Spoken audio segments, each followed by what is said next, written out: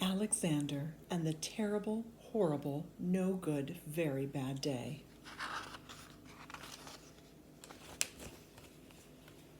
I went to sleep with gum in my mouth, and now there's gum in my hair. And when I got out of bed this morning, I tripped on the skateboard, and by mistake I dropped my sweater in the sink while the water was running. And I could tell it was going to be a terrible, horrible, no good, very bad day.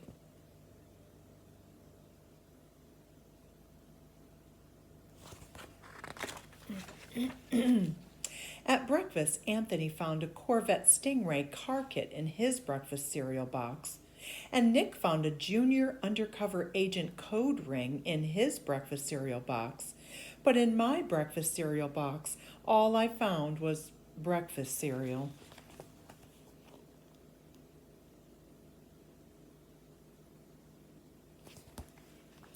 I think I'll move to Australia.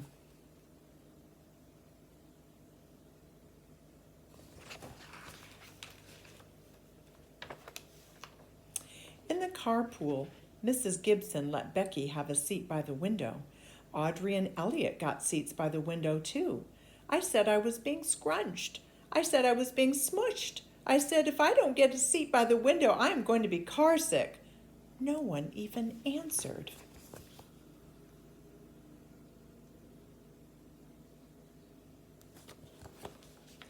I could tell it was going to be a terrible, horrible, no good, very bad day.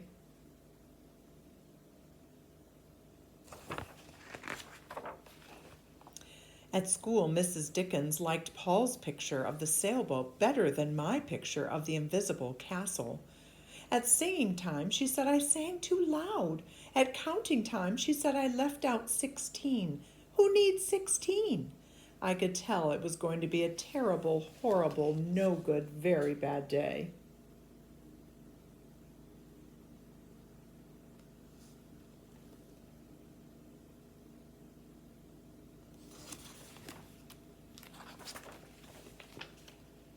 I could tell because Paul said I wasn't his best friend anymore. He said that Philip Parker was his best friend, and that Albert Moyo was his next best friend, and that I was only his third best friend. I hope you sit on a tack, I said to Paul. I hope the next time you get a double-decker strawberry ice cream cone, the ice cream part falls off the cone part and lands in Australia.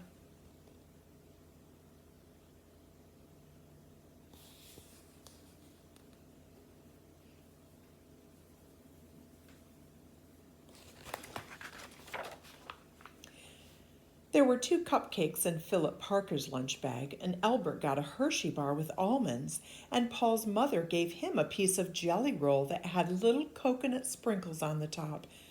Guess whose mother forgot to put in dessert? It was a terrible, horrible, no good, very bad day.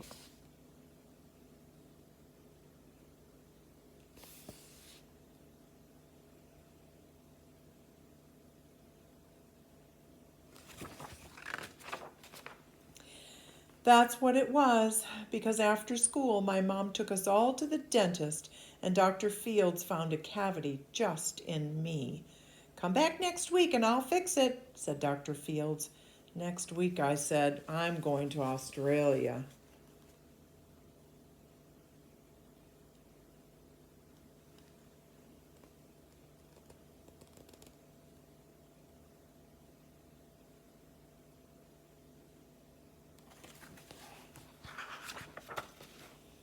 On the way downstairs, the elevator door closed on my foot, and while we were waiting for my mom to go get the car, Anthony made me fall where it was muddy, and then when I started crying because of the mud, Nick said I was a crybaby.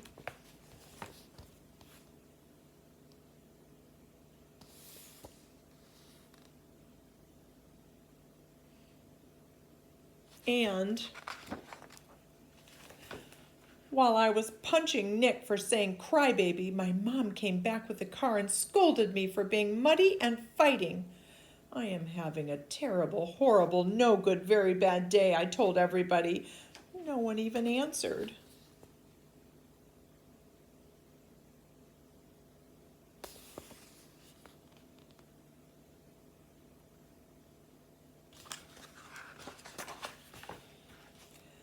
So then we went to the shoe store to buy some sneakers. Anthony chose white ones with blue stripes.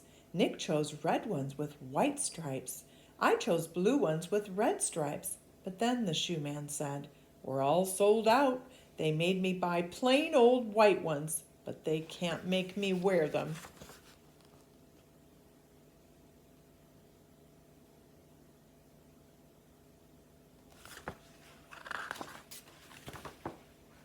When we picked up my dad at his office, he said I couldn't play with his copy machine, but I forgot.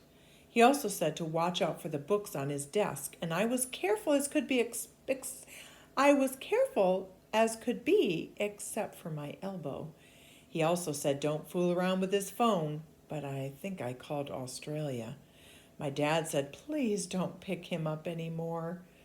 It was a terrible, horrible, no good, very bad day.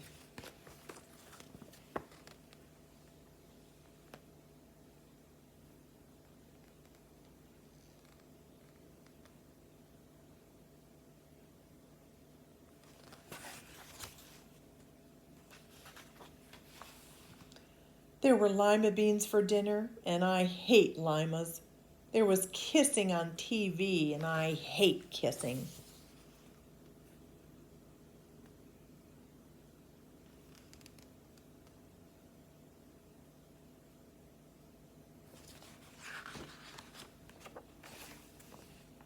When I went to bed, Nick took back the pillow he said I could keep, and the Mickey Mouse nightlight burned out, and I bit my tongue. The cat wants to sleep with Anthony, not with me. It has been a terrible, horrible, no good, very bad day. My mom says some days are like that.